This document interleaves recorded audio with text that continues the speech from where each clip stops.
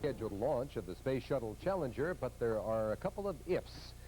And we're going to talk about that now with CNN's Chuck Crawford, who is here with astronaut Dick Covey. Gentlemen. Good morning. The last we've heard from the Cape is that we've heard really nothing about the weather, so I guess no news is good news at this point. At this point, I would assume so, Charles. And we're looking for a launch at 7:03 Eastern Time. We're in right now a T-10 scheduled hold, and we'll be coming out of that hold in about 3 minutes. CNN's Brian Nelson is at the Cape live. Brian, bring us up to date. Well, the weather this morning at the Kennedy Space Center is fine, just short of ideal for the launch of this 13 shuttle mission. Some low-level clouds over the launch site area are causing NASA officials some mild concern. Should there be an emergency abort during the takeoff necessitating an early return to the launch site, Challenger pilot Jon McBride must be assured of ample visibility to safely land the shuttle. The cloud accumulation at the moment is said to be acceptable. If it does get any worse, there could be as much as a 2-hour delay. But at the moment, NASA officials are not talking in that vein. They say everything is A-OK and go. So at the moment here at the Cape, we're awaiting daybreak. Visibility 7 miles, temperature 69 degrees. It should be a beautiful morning, and we can just see some rays of sunshine coming up over the horizon. And everything is on target for liftoff at 7:03 Eastern Time in just a few minutes. Charles? Brian, thank you for that update, and we'll be back with you from time to time during the mission. This is the 13th shuttle flight for NASA, and this is really one of the most ambitious ones that NASA's undertaken in regards to Earth sciences. That's right, Charles. Although the mission doesn't appear to offer as much on a standpoint of exciting, visible things, there are as many things that are going to be taking place behind the scene that will produce a great deal of data that will benefit many scientific studies here on Earth. Specifically, this mission is involved in looking at the Earth from a standpoint of geological survey. They'll be doing experiments that might reveal where oil deposits are, water, mineral deposits, and even, we understand, some archaeological work that might reveal where lost civilizations once existed. That's right. The SIR-B, Shuttle Imaging Radar B radar will produce some types of image of subterranean type images that can help us locate lost cities, if you would, as well as oil deposits. It can see through vegetation. We've already seen it helps in mapping areas that are covered with dense vegetation as far as looking at rivers and things like that.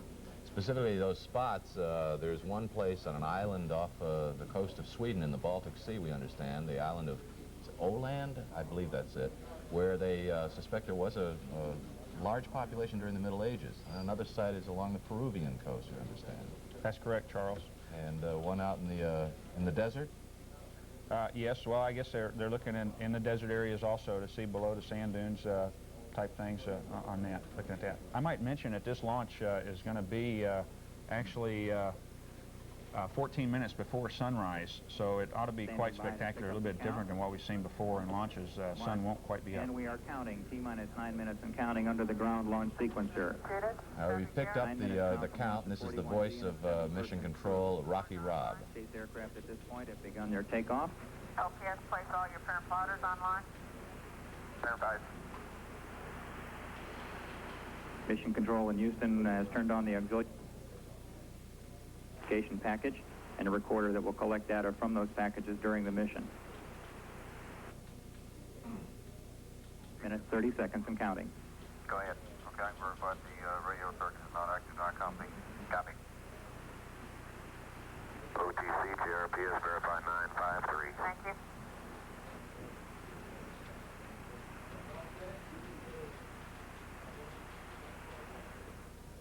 Flight OTC.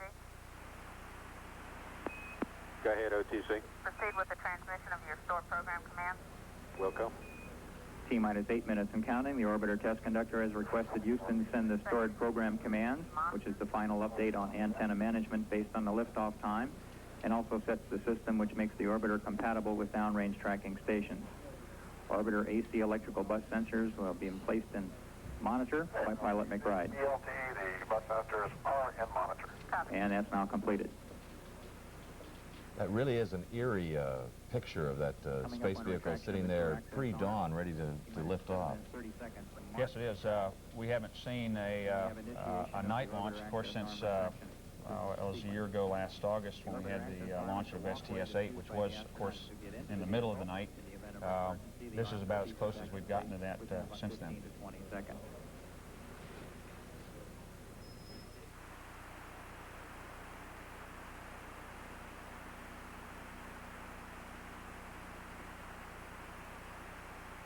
Marc, T-minus 7 minutes.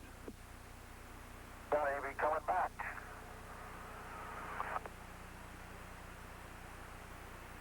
Next major event will be when pilot McBride does the auxiliary power unit pre-start at T-minus 6 minutes.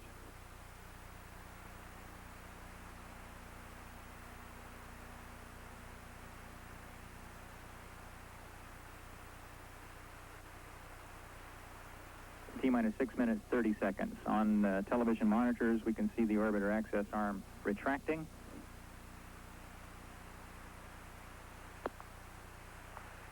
In a few seconds now, the OTC will give pilot McBride a go for the APU pre-start. JRPS OTC. 5 o'clock. 965. Copy. CLT OTC. Go ahead, OTC. Perform your APU pre-start. Minus 6 minutes, and the pilot McBride now has go for auxiliary power unit pre-start. He will configure the switches in the cockpit to put the APUs in the ready-to-start configuration.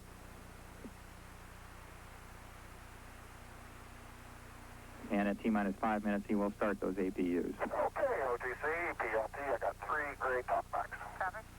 And he reports that the APU pre-start is complete with 3 good talkbacks. Flight OTC, transmit DSM 1500. Flight Wilco. T-minus 5 minutes, 27 seconds. Mission Control has transmitted the signal to start the flight recorders. 2 recorders gather information on measurements of shuttle systems performance during the flight. They'll be played back for evaluation after the mission.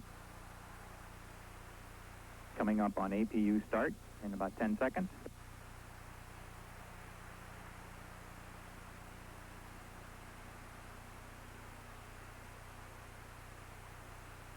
Marc, T-minus 5 minutes. APU start. We have a go for APU start. APU start. CPR reconfigure heater. And we also have LOX replenish termination and LOX strain back. Jon McBride is now flipping the 3 remaining switches in the cockpit to start the 3 auxiliary power units.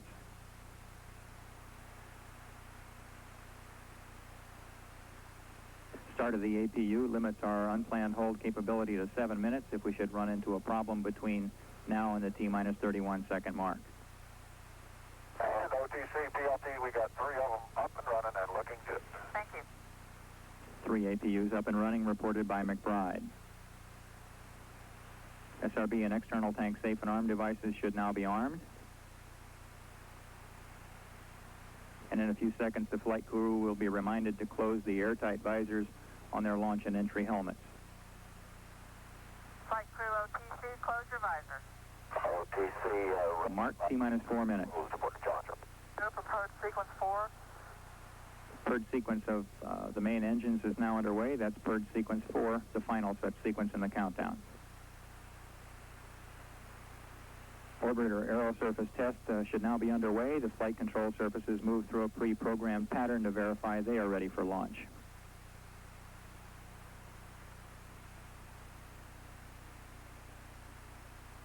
T-minus 3 minutes, 30 seconds. Go ahead. Okay, all our engine valve positions look good. The orbiter GSE power bus should be turned off now, and the vehicle on internal power running off its onboard fuel cells, fed by reactants through the T0 umbilicals. Also reported that the aerosurface checks are complete. Checks of the orbital engine, or the main engine gimbal systems, are now taking place. The engines being moved through their pre-programmed movement pattern. Inside 3 minutes now. Go for ETLO2 pressurization. ET pressurization has started. The external tank vents have now been closed, and the pressure is building up in the external tank at the oxygen side. T-minus 2 minutes, 40 seconds.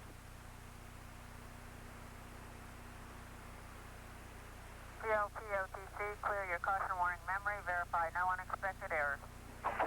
orbiter test conductor has requested McBride to clear the caution and warning memory system in the orbiter. And the gaseous oxygen vent hood is now being lifted clear from the external tank. T-minus 2 minutes, 20 seconds. Warning is clear. Copy.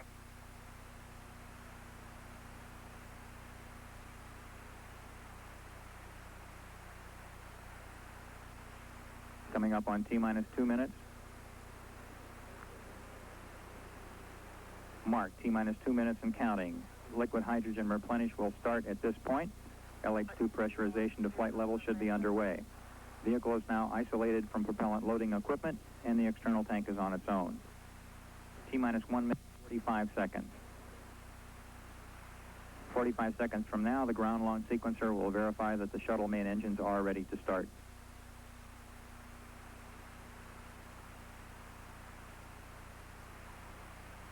T-minus 90 seconds.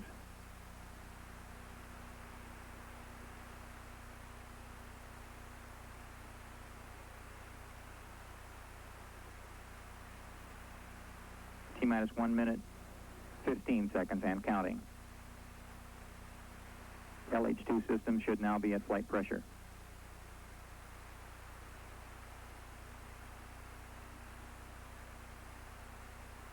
Coming up on 1 minute remaining. Marc, T-minus 60 seconds. Sound suppression water system should now be armed. The pre-liftoff water will be released at T-minus 16 seconds. Hydrogen burn igniters are now armed. These igniters will be fired at T-minus 10 seconds to eliminate any residual hydrogen gas under the 3 main engine bells and reduce the probability of an overpressure. T-minus 40 seconds. We should have start of the SRB hydraulic power units at this point. Auto sequence start. And we cleared for auto sequence start, T-minus 27 seconds.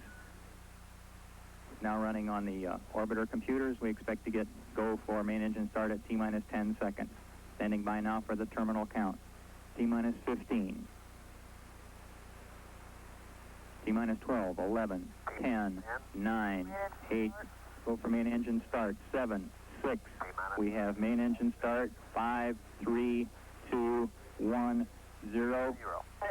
We have SRB ignition, and the history's largest astronaut crew is on its way. Houston controlling now. All main engines running at 100%. Roll program initiated, 120-degree roll maneuver to put the ship on its 57-degree inclination with the crew heads down and wings level. Throttling down to 92%. Main engines running smoothly. Throttling down now to 65%.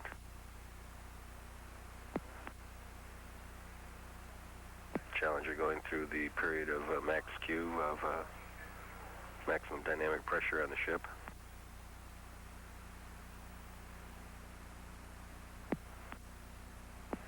Engine performance still stable. APUs all running smoothly.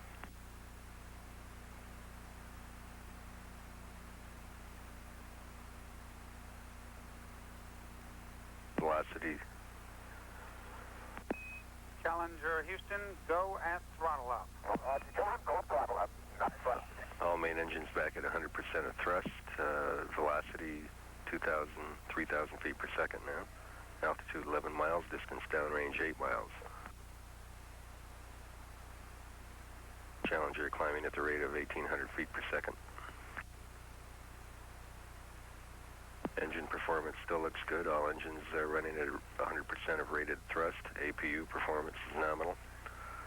Altitude 4,200 feet. Altitude 18 miles, 19 miles. Velocity 4,800 feet per second. Distance downrange 20 nautical miles. DC less than 50. That call precursor to SRB separation, which should come momentarily. And we have SRB set. And nominal Separation.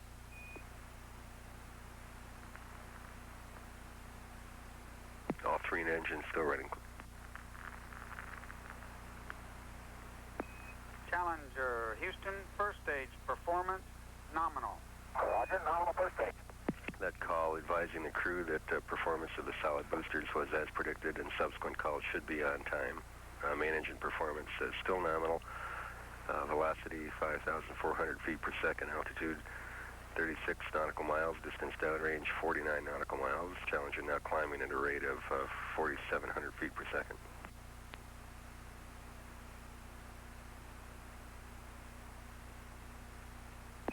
Challenger Houston, 2-engine TOW capability. Roger, 2-engine TOW. That call advising the crew that should one main engine fail, the Challenger can still make transatlantic abort to zero. This shot we've never seen before. These are the solid rocket boosters at the bottom of your screen falling away from the shuttle vehicle itself. Its shuttle vehicle being at the top of your screen with the main engine still firing. Spectacular sight, isn't it, Dick? Yes, it is, Charles. 6,400 feet per second. Now, where are they, bring us up to date, Dick, or where are they in relation to if they had to abort at this point? Controllers. Well, right now they're at a point where they could abort to their abort site in Europe, or and they're just about to the point where they can no longer come back to Florida. T plus 3 minutes, 40 seconds. Velocity 7,000 feet per second, altitude 52 miles. Distance downrange 109 nautical miles. Climb rate is now 6,500 feet per second. All mechanical and electrical systems performing well. Main engines continue to run smoothly. APU pressures and temperatures are within nominal constraints. Velocity. So everything is going well. They've described nominal conditions on the solid rocket booster firing and also on the main engine. So let's go back and take a look at that spectacular pre-dawn launch from launch pad 39A. Main engine start, 7, 6. We have main engine start, 5, 3, 2, 1, 0. We have SRB ignition, and the history's largest astronaut crew is on its way. And this is the first time that we've not been able to see actually the liftoff behind that cloud of smoke. And as you'll see very shortly here, the launch vehicle will disappear right through that cloud cover over the Cape. That's right, Charles. They, for some reason, have camera positions that I don't think we've seen on other missions, and they've showed us all those different camera angles this time. Well, the next one we'll see here is from obviously a helicopter that is above the cloud cover, so that they were able to show us. There you can see the blades of the helicopter rotating.